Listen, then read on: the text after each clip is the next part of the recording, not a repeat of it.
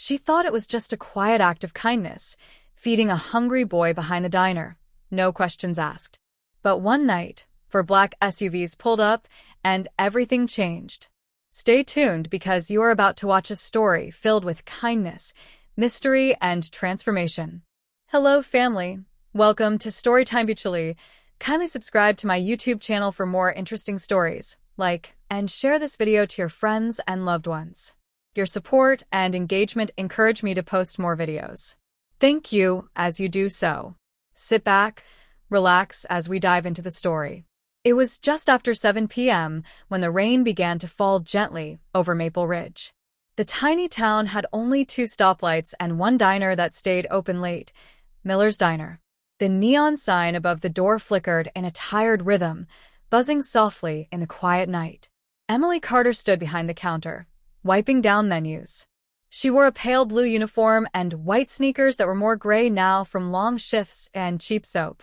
Her brown hair was tied back in a messy ponytail, and her feet ached, but she kept working with a kind of quiet strength that comes from having no choice. She smiled at every customer, even the grumpy ones, even the ones who didn't tip. People called her sweet, kind, hardworking. But no one ever asked how she was doing. Maybe they figured she was fine. Or maybe they just didn't want to know. Around the back of the diner, behind the garbage bins and the faded storage shed, someone else was quietly surviving. A boy. He looked to be around 9 years old. He was sitting on a broken milk crate, knees pulled up to his chest, arms wrapped tightly around his thin frame. His clothes were too big, like they had once belonged to someone older. His jeans were ripped at the knees. The sleeves of his hoodie hung past his fingertips. His sneakers were mismatched, one red, one gray, both with holes at the toes. He had dirt on his face and leaves in his hair. But it was the eyes that told the story. Wide, tired, and watchful. They flicked toward every sound, the rustle of a trash bag, a distant car, a sudden bark from a dog down the block. He wasn't asleep. He wasn't resting. He was surviving. Emily didn't notice him at first. She was too busy clearing the dinner rush, filling coffee cups, and delivering pie slices to regulars. But when the last table left and the diner was nearly empty, her manager, a short, grumpy man named Doug, asked her to take out the trash. She grabbed 2 heavy black bags from the kitchen and pushed open the back door. The cold air hit her face, sharp and damp from the rain. The alley behind the diner was narrow and dim, lit only by a flickering yellow bulb above the back door. She stepped outside and dropped the bags into the dumpster. Then she froze. There was movement in the shadows. At first, she thought it might be a raccoon or a stray cat. But then she saw him. The boy. He didn't move. Didn't speak. Just stared. Emily's heart jumped. Her first instinct was fear, but then she looked closer. His shoulders were shaking. He wasn't a threat, he was freezing. "Hey," she said gently, taking a step closer. The boy flinched, scooting back behind the bin like a frightened animal. She raised her hands slowly. "It's okay. I'm not gonna hurt you." He didn't speak, but his eyes didn't leave hers. "Are you hungry?" she asked. That got a reaction. He gave a small, nervous nod. Emily looked back at the diner door. If Doug saw her talking to someone outside, especially someone who looked like that, he'd tell her to get back inside and call the cops. He wasn't a bad man, but he didn't understand people like this boy. Most people didn't. She turned and slipped back into the diner. Her heart was beating faster now, not with fear, but urgency. She went to the kitchen, where Doug was talking to the cook. "I'm taking my break," she said quickly, not waiting for an answer. Doug grunted. "Whatever. Just clock it." She grabbed a paper bag and filled it fast, fries, a cheeseburger, and a chocolate milkshake. She threw in some napkins and a plastic spoon, then quietly slipped back out the door. The boy was still there, watching her like he couldn't quite believe she'd come back.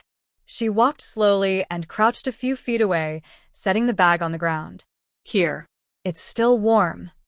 He hesitated. Then he reached out and grabbed the bag, pulling it close. He didn't say thank you. He just started eating like he hadn't eaten in days. Emily watched him silently, her eyes soft. "What's your name?" she asked after a few minutes. He looked up, chewing slowly. Sam. Hi, Sam. I'm Emily. He nodded but didn't say anything else. She could see the way he kept checking the alley, like he was expecting someone to jump out at any second. Where are your parents? She asked gently. He didn't answer. That silence told her more than any words. She stood slowly. I'll be here again tomorrow night. Around this time. Okay. He didn't nod, but he didn't say no either. As Emily walked back into the diner, her chest felt tight. She'd always known there were people hurting out there. But now it wasn't just a thought, it had a face. A small, dirty, tired face with big brown eyes. That night, after her shift ended and she walked home under the gray sky, she couldn't stop thinking about Sam. She wondered where he would sleep, if he had a blanket, if he would even be alive by morning. She didn't have much, just a waitress's tips, a tiny apartment, and big dreams she hadn't touched in years. But maybe, just maybe, she had enough to help one little boy. And that was where it all began. Emily woke up early the next morning, but she didn't feel rested. The image of Sam, alone in that dark alley, curled up and shivering, kept playing in her mind like a sad movie she couldn't turn off. She made herself a cup of coffee in her tiny kitchen. The apartment was barely more than a single room with a bed, a small fridge, and a window that faced a brick wall. Still, it was hers and it was warm. But as she sipped her drink, she thought about how Sam had no window, no walls, and probably no warm blanket either. That thought stayed with her all day. At work, Emily couldn't focus. Her smile still came out, but it didn't reach her eyes. She messed up 2 coffee orders and dropped a fork on a customer's lap. Doug gave her a warning glare, but didn't say much. She wasn't usually clumsy. As the sun went down and the dinner crowd rolled in, Emily started to feel nervous. What if Sam wasn't there tonight? What if something had happened to him? Or what if someone else had found him, and not someone kind?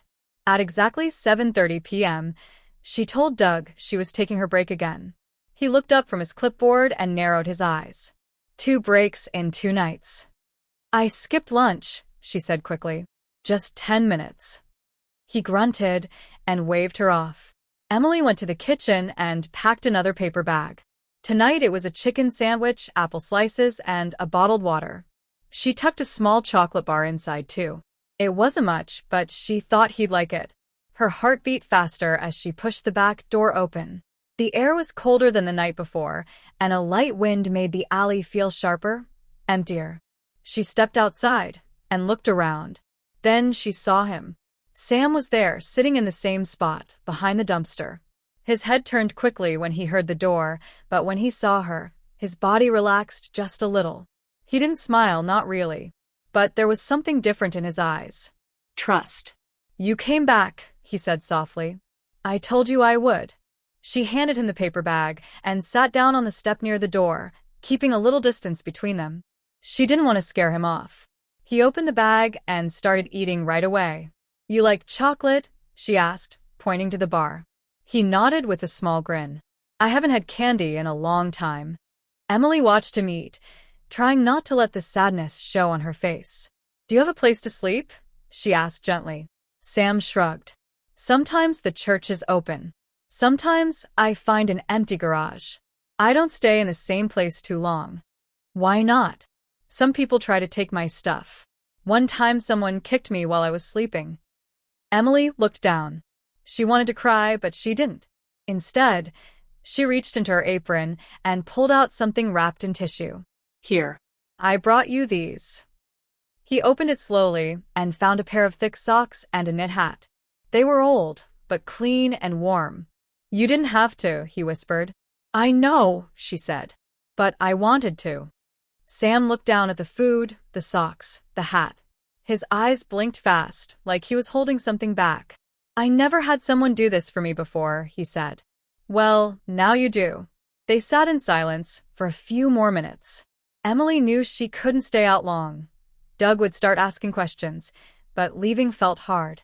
Can I ask you something? She said. Sam nodded. Where are your parents? He looked down and started picking at the apple slices. I don't know, he said quietly. I used to live in a big house. Then one night something happened. There were loud voices. I was taken somewhere. Then I was just out here. Emily's brow furrowed. That wasn't a normal story. It didn't sound like a kid who simply got lost.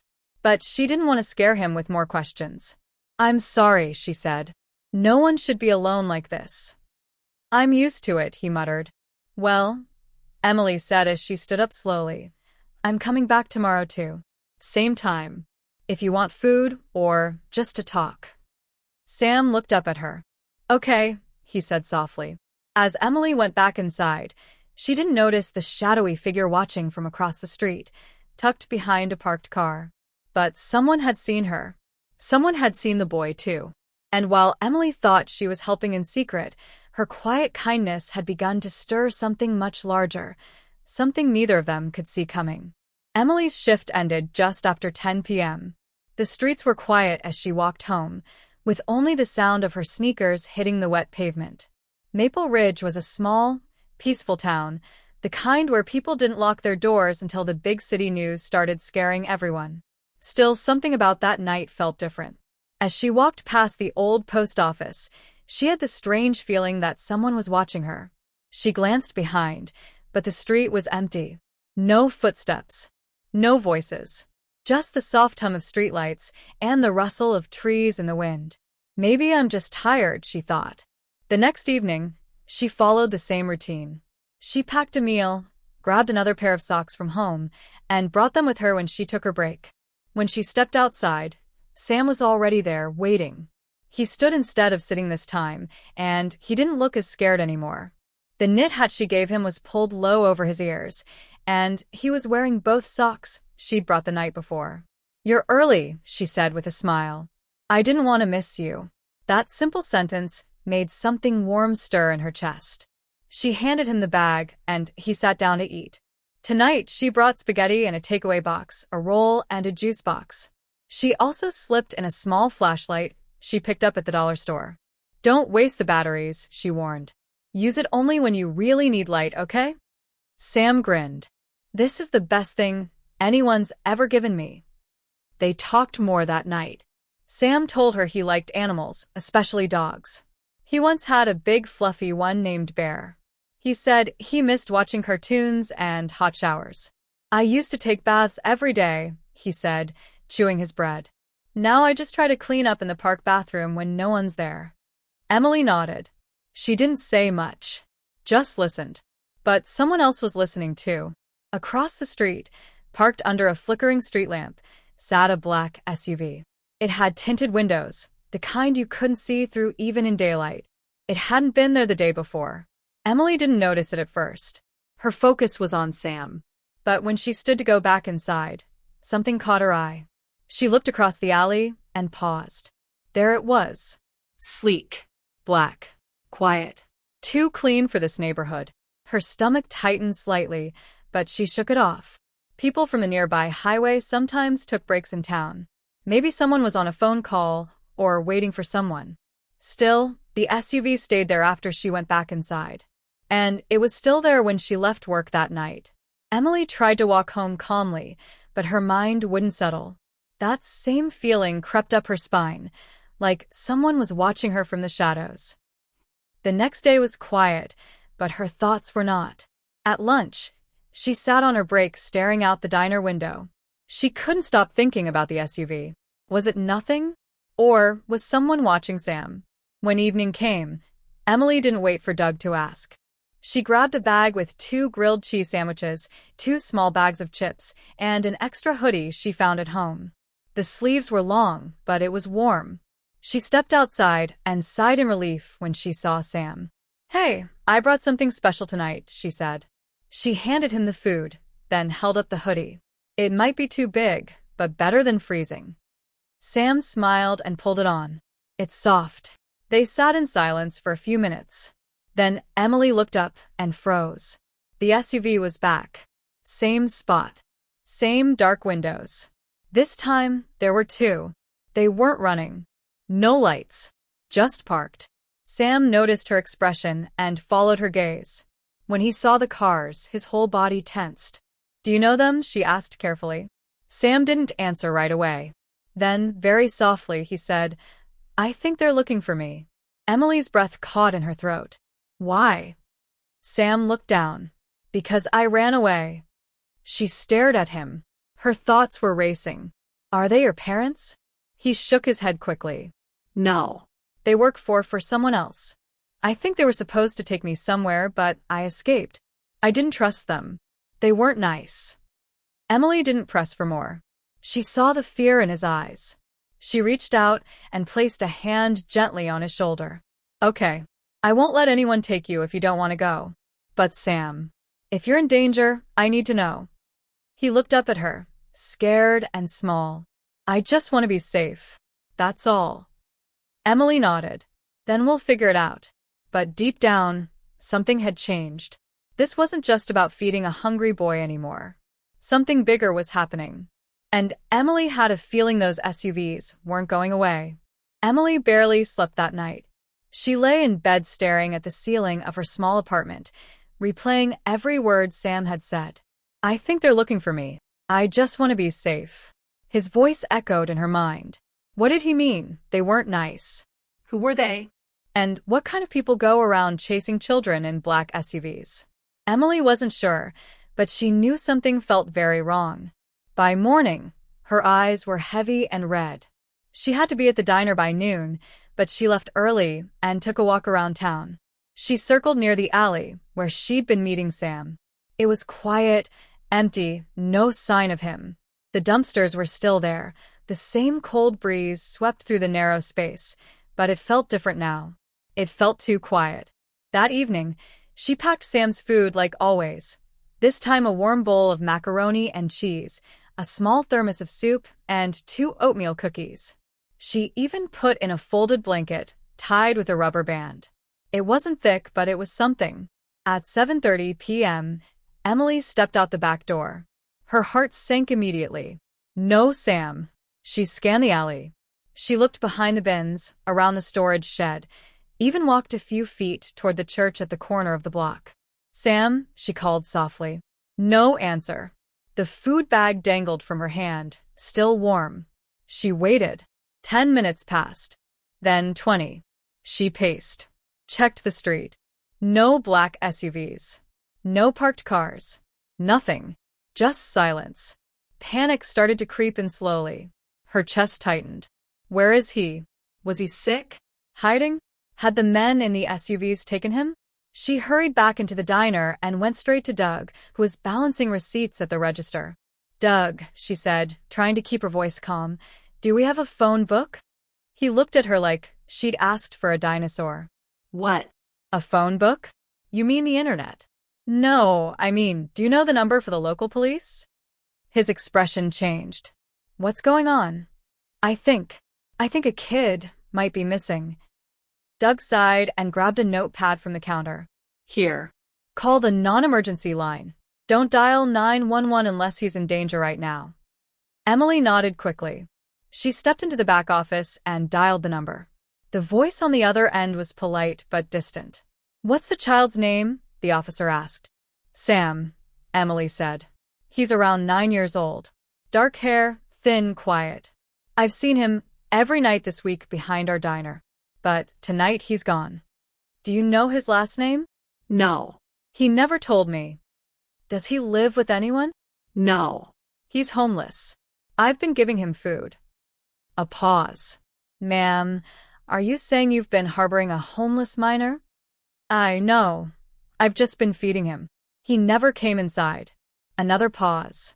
Then the officer's tone softened slightly. "Okay. Look. We'll make a note. But unless you have reason to believe he's in immediate danger, there's not much we can do. These kids come and go all the time." Emily bit her lip, holding back the frustration. "No," she said firmly. "Not Sam. He didn't just wander off. Something's wrong." "We understand, ma'am. If he turns up again, please call us right away." The line went dead. Emily stared at the phone for a long time. She felt helpless. She walked back out to the alley one more time, before closing. She left the bag of food near the place he always sat, wrapped the blanket around it, and placed a note on top. Sam, if you see this, I'm still here. I'm not giving up. Please be okay. That night, Emily didn't go home right after work. She walked around town slowly, carefully, looking in every alley, every park bench, near the library, even around the schoolyard.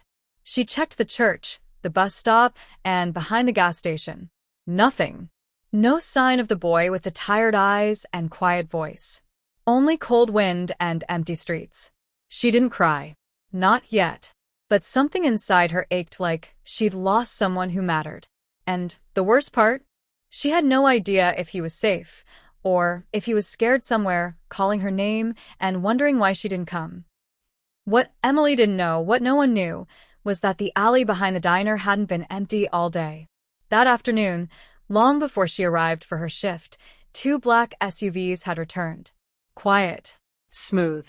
Without headlights. 2 men in dark coats stepped out. They found Sam crouched behind the dumpster, eating a sandwich he had saved from the night before. He saw them too late. "Come with us," one of them said calmly. "It's time to go home." Sam dropped the sandwich and tried to run, but another figure stepped out from the shadows. "You can't run forever, kid," the man said. "It's over." They grabbed him fast, gloved hands, sharp orders, no shouting. Within minutes, Sam was gone, and the alley behind the diner was quiet once more. Emily had barely spoken a word all day. It was Saturday. The diner was busy with weekend families and early morning truckers, but she moved through her shift like a ghost, filling coffee cups, delivering pancakes, wiping down tables, her face blank, her heart heavy. She kept glancing out the windows, checking the street, checking the alley, hoping to see a small figure in a hoodie, maybe waving shyly or waiting by the trash bins. But the alley stayed empty, and so did her hope. She went outside 3 times during her shift, pretending to take out trash just to check again. The food bag and blanket she had left were gone. That could have meant anything. Maybe Sam took it and moved somewhere else. Or maybe someone else took it after he disappeared. The not knowing was eating her alive. By the time the sun started to set, Emily could barely hide the worry in her face. Her hands trembled a little when she poured drinks. Her voice cracked when she spoke. Doug finally pulled her aside near the register. "You okay, Carter?" She hesitated, then nodded weakly. Yeah. "Just tired." He studied her for a second, then gave a short nod. "Go take your break. You've been on your feet all day." Emily didn't argue. She stepped outside through the back door like always, but this time she wasn't carrying food. She just stood there, staring at the place where Sam always sat. The same cold air, the same rustling wind, the same silence. But he wasn't there.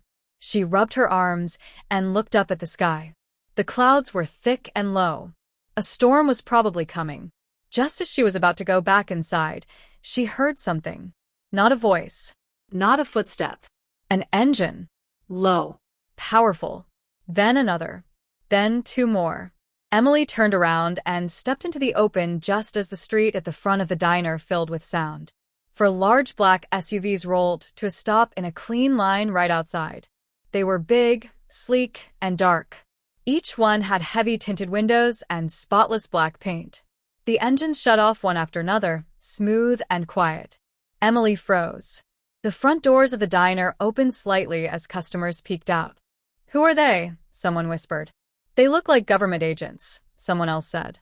Doug stepped forward, frowning. "What the hell is this?" he muttered. Then the doors of the SUVs opened. From the first vehicle, a tall man in a dark suit stepped out. He had sharp eyes, a serious face, and a small silver pin on his lapel. He looked around for a second, then walked directly toward the diner entrance.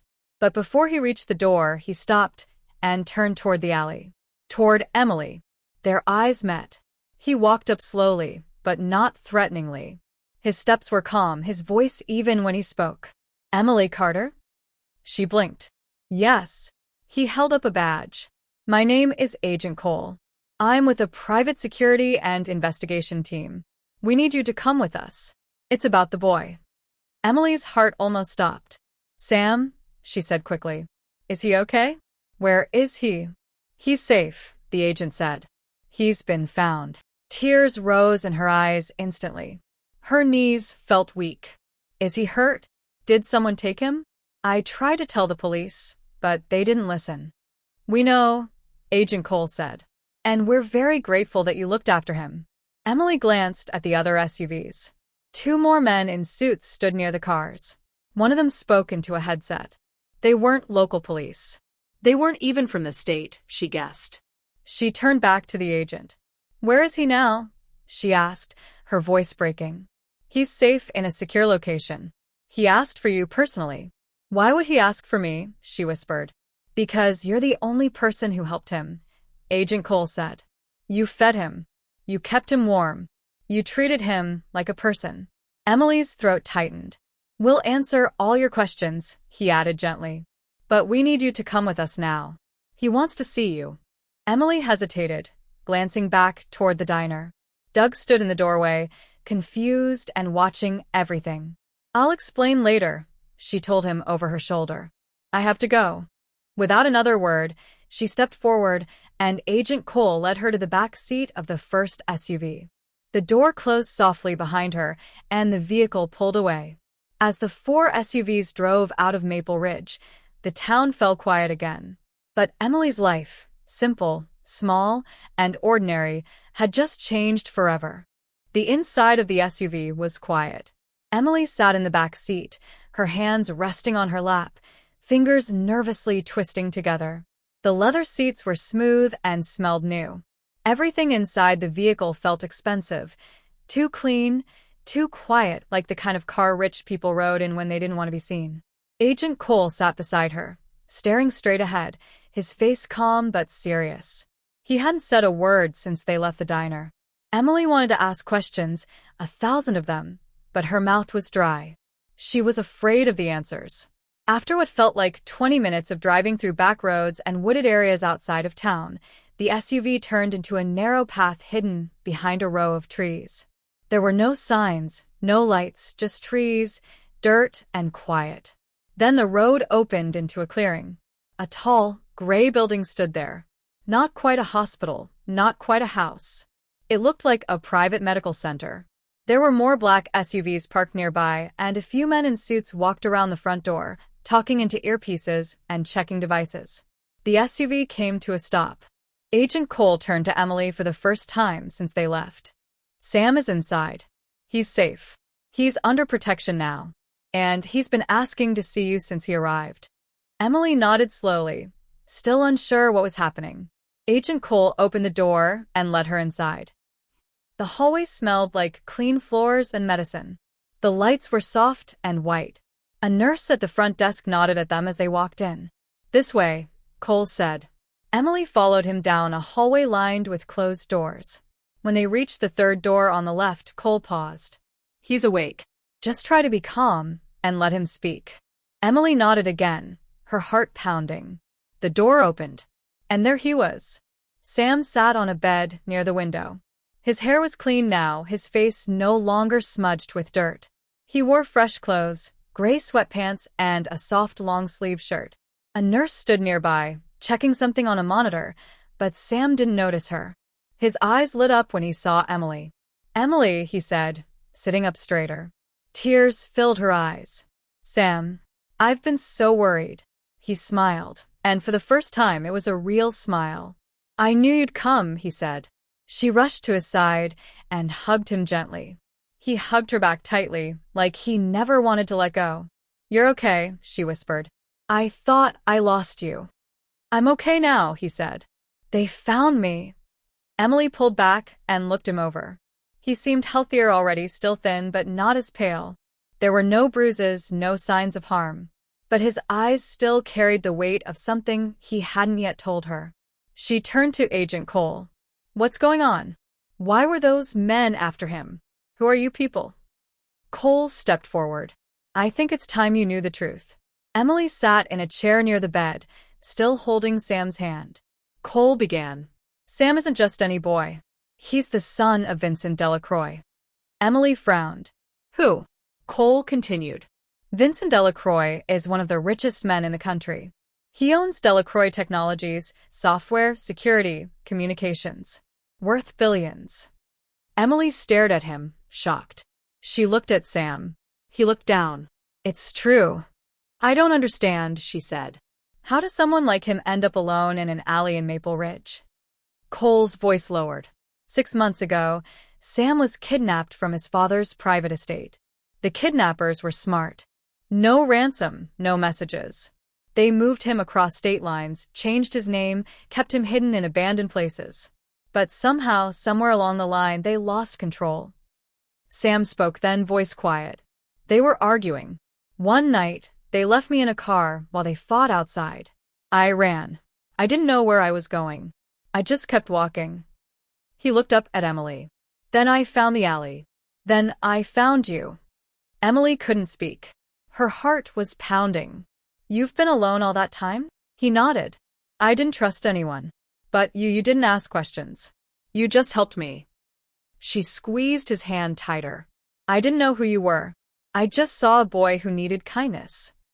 And that, Cole said, is exactly why he wanted you here. There was a quiet knock on the door. Another man stepped in, taller, older, with silver in his hair and lines on his face that spoke of pain and power.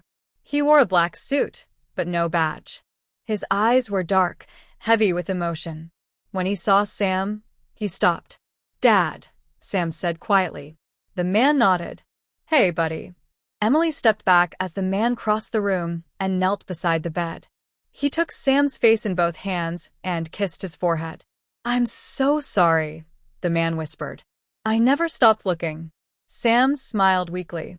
I missed you. They held each other in silence. Then the man turned to Emily. You must be Emily. She stood, unsure of what to say. Yes, sir. He walked over and looked at her with grateful eyes. My name is Vincent Delacroix. And you saved my son. I didn't do much, she said quietly. You did more than anyone else, he said. You showed him kindness when no one else would. You kept him alive. You gave him a reason to keep going. Emily's throat tightened. Vincent reached into his coat pocket and pulled out a small card. I want to help you, Emily. Whatever your dreams are, school, a home, a future, I'll make sure you have it. You gave my son hope. Let me do the same for you. Emily's hands trembled as she took the card. I didn't do it for a reward, she said. I know, Vincent replied with a smile. That's what makes you different. Later that night, Emily sat beside Sam as he drifted off to sleep. His hand stayed in hers. The boy who had once shivered behind a dumpster was now safe, warm, and surrounded by people who were ready to protect him. And the girl who once served coffee in a quiet diner had stepped into something much bigger than she could have imagined. But in the end, it had started with something simple. A warm meal, and a heart that chose kindness, even when no one was watching. The sun was just beginning to rise, casting soft light through the window of the private room. Emily sat quietly beside Sam, still holding his hand as he slept. His breathing was calm now. The lines of fear and exhaustion on his face had softened. He looked like a child again, safe, peaceful. For the first time in what felt like weeks, Emily felt herself begin to relax. The long night was finally over. A knock at the door broke the silence. She turned to see Vincent Delacroix step in again, now without his coat. He looked tired, but the relief on his face hadn't left. I didn't mean to wake you, he said quietly. I wasn't sleeping, Emily replied. He nodded and took a seat across from her. I know all of this must feel overwhelming, he said. One day you're working late shifts in a diner, and the next, you're pulled into something like this. Emily gave a small, tired smile. It feels like a dream I haven't woken up from. But it's real, Vincent said. And you've done something not many people would. She looked away, unsure how to respond. Vincent leaned forward, resting his elbows on his knees. I've had all the money in the world, he said. Private jets, companies, everything people think they want. But when Sam went missing, none of it meant anything. I would have given it all up just to get him back. He paused, his voice thick with emotion. When we finally found him, when he said your name, I knew you had done something money couldn't buy. Emily looked at him, eyes misty. I just gave him food, she said softly. And listened. Vincent smiled. That's More than most did. You gave him dignity and hope. He stood and walked to the window, staring out at the quiet forest beyond the building. I know you said you don't want a reward, he continued, but this isn't about money. It's about giving you what you deserve. Emily shifted in her seat. What do you mean? He turned back to her. I've already spoken to my legal team, he said. We're setting up a trust in your name. You'll have full tuition to any school you choose, a place to live, and monthly support until you're fully on your feet. Emily froze. You don't have to do that. I know, he interrupted gently. But I want to. And more importantly, Sam wants you in his life. He said you're the only one who made him feel human during all of this. Her throat tightened again. She looked at the sleeping boy beside her, and a tear rolled down her cheek. I'll be there for him, she whispered. As long as he needs me. Vincent smiled softly. Then let's help each other. 2 weeks later, Emily packed up her small apartment above the hardware store in Maple Ridge. The diner had thrown her a quiet farewell party, just coffee, cupcakes, and a few tearful hugs. Doug didn't say much, but he gave her a firm handshake and an envelope with her final paycheck, and a note that read, "You were always more than just a waitress." She moved into a small guest house on one of Vincent's secure properties, close enough to visit Sam every day. The house was quiet, sunny, and full of books and soft chairs. For the first time, she didn't have to worry about rent, or bills, or stretching tips to make groceries last. And for the first time, she had time to breathe. She enrolled in nursing school that spring. Classes were hard, and the textbooks were heavy, but she pushed through every assignment with Sam's smile in the back of her mind. Sam, now living in safety with his father, slowly began returning to the life he'd lost. But he never forgot where he'd come from, or the girl who gave him kindness when the world turned away. He visited Emily often, usually with cookies or a drawing he made. One day, he gave her a crayon picture of the alley behind the diner. In the picture, she stood with a food bag in her hand, and he stood across from her, smiling. At the top, in crooked handwriting, were the words, "This is the moment my life was saved." Emily kept the picture framed on her desk, next to her nursing books. Because even though she had no cape, no money, and no power, she'd made a choice. She had fed a hungry boy. She had seen him, and she had cared. Sometimes, that's all it takes to change a life forever. That brings us to the end of this video. I hope you enjoyed it. If you do, kindly subscribe to my channel, like, share to friends and loved ones, and also comment what you feel about the story under the comment section. Thanks for watching.